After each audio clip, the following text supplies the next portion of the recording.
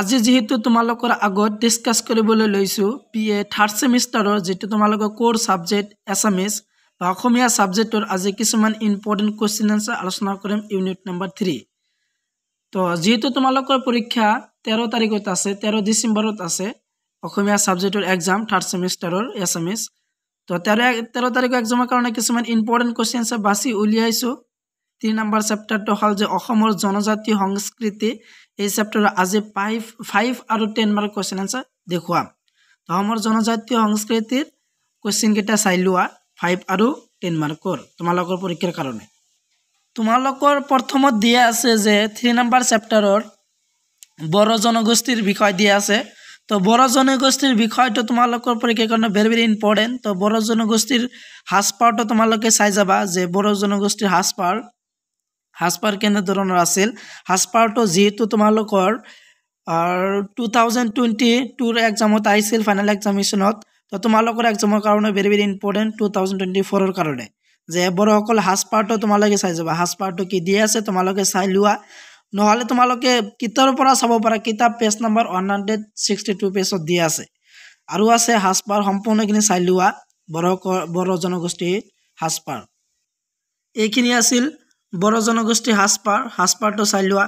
তাৰপিছত দিয়া আছে যে বড়ো জনগোষ্ঠীৰ বাদ্যযন্ত্ৰ চাই যাবা, বাদ্যযন্ত্ৰ। তাৰপিছত দিয়া আছে যে খাদ্য প্ৰণালী বা খাদ্য সম্ভাৱৰ। তো খাদ্যৰ বিষয় দিয়া আছে। বড়ো জনগোষ্ঠীৰ খাদ্য প্ৰণালীটো তোমালোকে চাই যাবা।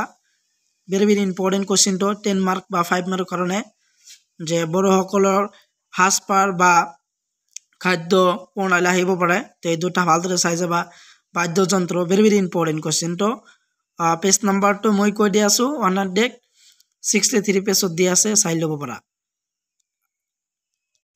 তাৰপিছত চাই ল'বা যে বড়ো জনগোষ্ঠীৰ উৎসৱ অনুষ্ঠান কেনেধৰণৰ আছিল। বড়োসকলৰ উৎসৱ অনুষ্ঠানটো কেনেধৰণৰ যে বড়োসকলৰ প্ৰধান উৎসৱ হ'ল খেৰাই।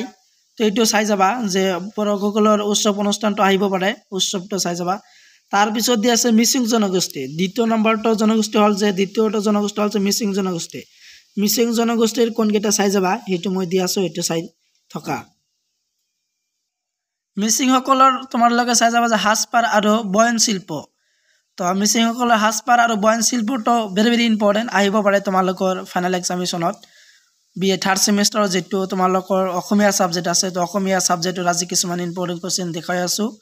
তো সাজপাৰটো চাই ল'বা যে মিচিং জনগোষ্ঠীৰ সাজপাৰটো এইবিলাক আছিল। মিচিংসকলৰ সাজপাৰটো কেনেধৰণৰ আছিল এইটো ইম্পৰ্টেণ্ট হয়, ভেৰি ইম্পৰ্টেণ্ট কুৱেশ্যনটো। তাৰপিছত দি আছে মিচিংসকলৰ উৎসৱ অনুষ্ঠান। মিচিংসকলৰ উৎসৱ অনুষ্ঠানটো চাই যাবা তোমালোকে, ভেৰি ইম্পৰ্টেণ্ট।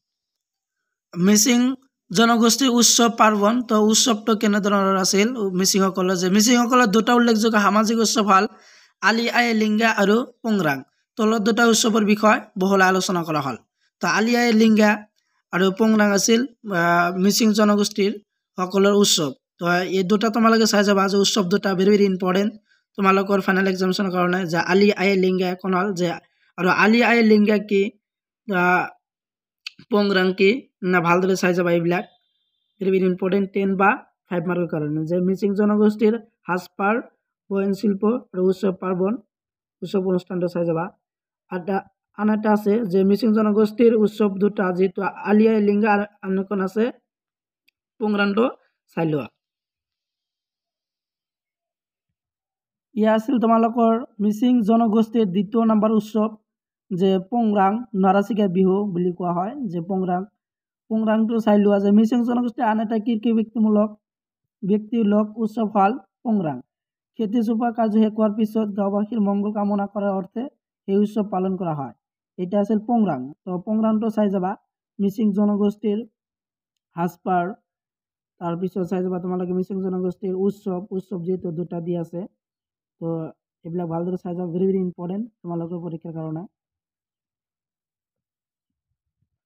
তাৰপিছত গোষ্ঠীটো হ'ল যে কাৰ্বি জনগোষ্ঠী। তো কাৰ্বি জনগোষ্ঠীৰ তোমালোকে কোনকেইটা চাই যাবা, তো এইকেইটা চাই লোৱা।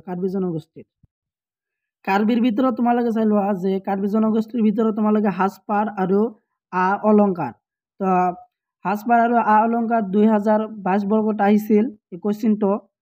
তো তোমালোকে চাই ল'ব পাৰা যে সাজপাৰ যে কাৰ্বিসকলৰ সাজপাৰ কেনেধৰণৰ আছিল যে বৰ্তক জনগোষ্ঠীৰে নিজস্ব পৰম্পৰাগত সাজপাৰ আৰু অলংকাৰ থাকে সেইবোৰ তেওঁলোকৰ স্বকীয় কলা সংস্কৃতি দাঙি ধৰে সম্পূৰ্ণখিনি চাই লোৱা মই দি আছোঁ আৰু পেজ নাম্বাৰটো মই কৈ দি আছোঁ পেজ নাম্বাৰত দি আছে যে 170 পেজত দি আছে কাৰ্বি জনগোষ্ঠীৰ সাজপাৰটো ভেৰি ভেৰি ইম্পৰ্টেণ্ট সাজপাৰটো তোমালোকে চাই যাবা এইবিলাক আছিল সাজপাৰ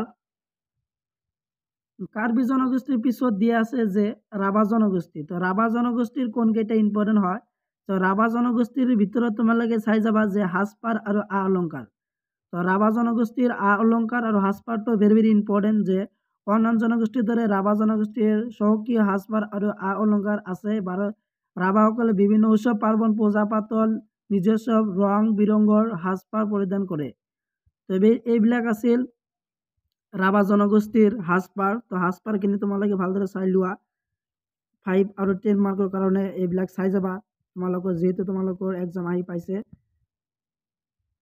এক্সাম যেহেতু তোমালোকৰ অসমীয়া সাবজেক্ট 13 তাৰিখত আছে তো 13 তাৰিখৰ এক্সামৰ কাৰণে এইবিলাক ভেৰি ভেৰি ইম্পৰ্টেণ্ট এইবিলাক আছিল ৰাভা জনগোষ্ঠীৰ সাজপাৰৰ সম্পূৰ্ণ এনচাৰ তাৰপিছত দিয়া আছে যে ৰাভা জনগোষ্ঠীৰ খাদ্য সম্ভাৱ্যৰ যে খাদ্য প্ৰণালী কেনেদৰে আছিল খাদ্য কেনেকুৱা আছিল ৰাভা জনগোষ্ঠী তো ৰাভা জনগোষ্ঠীৰ খাদ্যটো তোমালোকে চাই যাবা এইবিলাক আছিল ৰাভা জনগোষ্ঠীৰ ৰাভাসকলৰ খাদ্য তো খাদ্যটো ভেৰি ভেৰি ইম্পৰ্টেণ্ট হয় তোমালোকৰ পৰীক্ষাৰ কাৰণে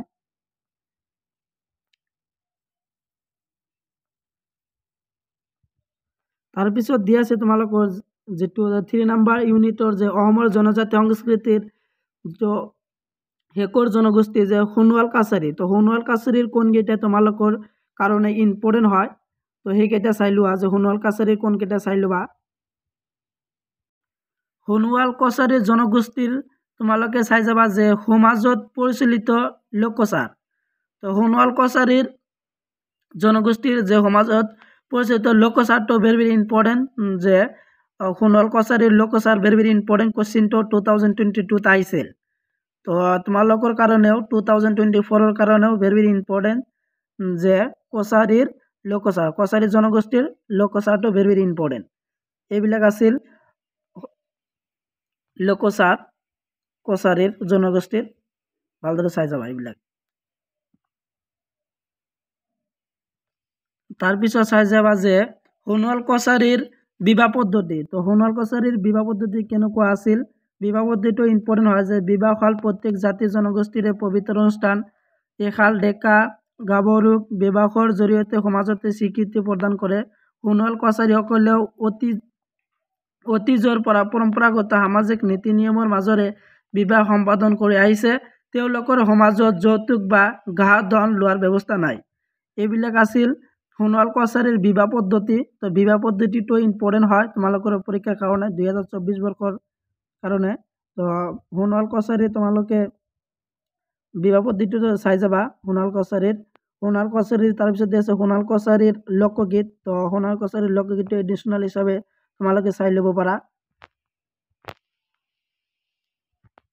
এতিয়া তোমালোকে চাই লোৱা যে ৰচনাধৰ্মী প্ৰশ্ন উত্তৰ তো প্ৰশ্নকেইটা চাই লোৱা যে ৰচনাধৰ্মী প্ৰশ্ন কিতাপৰ প্ৰশ্নৰ কোনকেইটা হয় ইম্পৰ্টেণ্ট সেইকেইটা মই দি আছোঁ যে প্ৰথমটো তোমালোকে চাই ল'বা যে বড়োসকলৰ খাদ্য সম্ভাৰৰ বিষয় লিখা তো বড়োসকলৰ খাদ্যৰ বিষয়টো চাই যাবা মিচিং জনগোষ্ঠীৰ বিবাহ পদ্ধতিৰ বিষয় এটা টকা লিখা এইটো ইমান ইম্পৰ্টেণ্ট নহয় তো এইটো তোমালোকে এডিশ্যনেল হিচাপে চাই ল'বা আৰু কুৱেশ্যন নম্বৰ 3টো অত্যন্ত গুৰুত্বপূৰ্ণ হয় তোমালোকৰ পৰীক্ষাৰ কাৰণে ভেৰি ভেৰি ইম্পৰ্টেণ্ট যে কাৰ্বিসকলৰ সাজপাৰৰ বিষয় লিখা তো কাৰ্বিসকলৰ সাজপাৰৰ বিষয় ভেৰি ভেৰি ইম্পৰ্টেণ্ট কুৱেশ্যনটো 2022 আহিছিল কাৰ্বিসকলৰ সাজপাৰটো চাই ল'বা 5 নম্বৰটো যে সোণোৱাল কছাৰীসকলে পালন কৰা লোকচাৰসমূহ আলোচনা কৰা যেহেতু এইবিলাক কুৱেশ্যনৰ এনচাৰ ইতিমধ্যে আলোচনা কৰিলোঁ আৰু কুৱেশ্যনো মই দি আছোঁ সোণোৱাল কছাৰীৰ লোকচাৰসমূহটো চাই যাবা তাৰপিছত আছে অসমৰ জনজাতীয় সংস্কৃতি তো অসমৰ জনজাতীয়